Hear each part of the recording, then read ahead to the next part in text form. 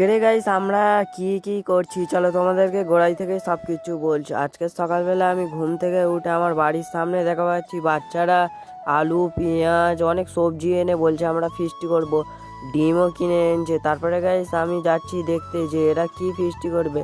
আমি গাইস দেখলাম যে কোড়া এনেছে, এনে রাখছে, হাঁড়ি বাসন সব কিছু এনেছে। এদের সঙ্গে গাইস আমিও ফিস্টি করছি। তারপরে গাইস বসে আছি, বালি থেকে একটা পাথর আর একটা টিকটিকে পেয়েছি গাইস। এইসব ছোটবেলায় অনেক নিয়েই খেলছি।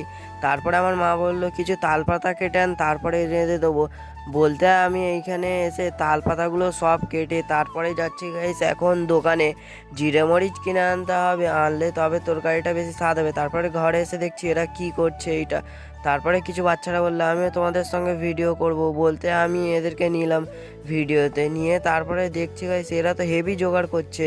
তারপরে এইসব রান্না করার জন্য শাক সবজি সব কিছু এনেছে, ডিম আলু পেঁয়াজ। আজকের ব্লগ এই পর্যন্ত, টাটা।